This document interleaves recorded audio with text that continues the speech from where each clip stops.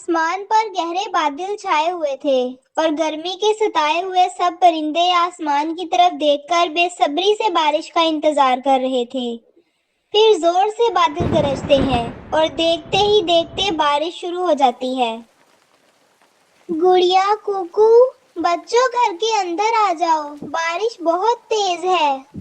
नहीं मम्मा, मामा प्लीज। मैं तो कई दिनों से बारिश का इंतजार कर रहा था। मुझे अभी बारिश में नहाना है।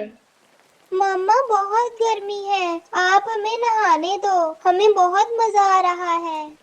मैं तो घर जा रही हूँ। ऐसी तेज बारिश में नहाने से बुखार भी हो जाता है। मामा आप जाएं, कुछ नहीं होगा। आप ही भी तो मेरे साथ हैं। आप ही आओ, हम नदी पर चलते हैं। वहाँ बाकी दोस्त भी आए होंगे। वहाँ बारिश देखने का ज्यादा मजा आएगा। गुड़िया और कुकू दोनों नदी की तरफ चले जाते हैं। वहाँ बहुत सी तितलियां और दूसरे पक्षी भी बारिश का मजा ले रहे थे। गुड़िया और कुकू वहाँ खूब खेलते हैं और फिर थक हार कर घर चले जाते हैं। मामा मामा, मेरे ऊपर कोई कंबल दे दे। मुझे सर्दी लग रही है और मेरे पंख भी दुख रहे हैं। कुकू बेटा, आपको समझाया भी था। अब देखो आपको कितना तेज बुखार हो रहा है और आज तो चील डॉक्टर भी घर पर नहीं है। मम्मा चिड़िया रोने लगती हैं। मम्मा, आप परेशान ना हो, मैं जानती हूँ पहाड़ों पर बुखार दूर करने वाली जड़ी बूटियां हैं। आप भाई का ख्याल रखें, मैं वो लेकर आती हूँ। नहीं गुड़िया बेटी, रात हो रही है और बारिश भी बहुत तेज है। ऐसे मौसम में आपका अकेले पहाड़ों पर जाना मुनासिब नहीं होगा। आप भाई का ख्याल रखो, मैं लेकर आती हूँ।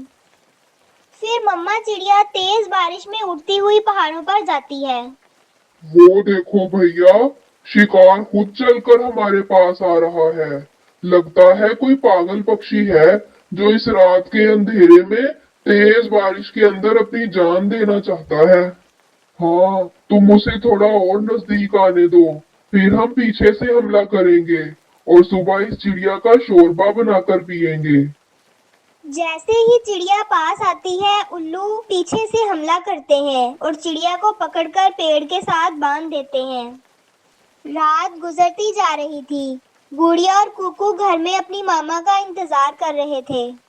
कुकू भाई, मम्मा अभी तक नहीं आई है। मैं कालू अंकल के पास जाती हूँ, वो हमारी मम्मा को ढूंढ कर लाएंगे। गुड़िया, तुम इतनी सुबह सुबह यहाँ क्या कर रही हो? चिंकी आंटी, कुकू को रात से बुखार है और मम्मा पहाड़ों से जड़ी बूटियां लेने गई थी, अभी तक नहीं आई हैं।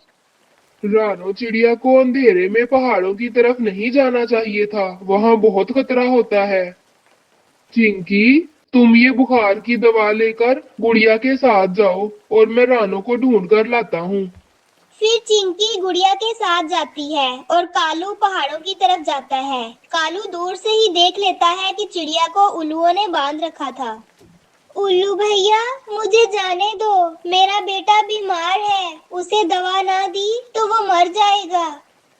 तो अब तुम हम उल्लुओं को उल्लू बनाओगी? इतने में कालू कौवा पहाड़ से पत्थर फेंकता है। उल्लू डरकर इधर उधर देखने जाते हैं और कालू चिड़िया को रस्सियों से आजाद करके अपने साथ ले जाता है। मम्मा, मम्मा आप ठीक तो हैं? हम बहुत डर गए थे। कालू अंकल, आपका शुक्रिया, आपने हमारी बहुत मदद की। गुड़िया बेटी, इंसान की जिंदगी में अगर अच्छे दोस्त हो तो वो किसी भी मुश्किल से बच सकता है। शुक्रिया कालू भैया।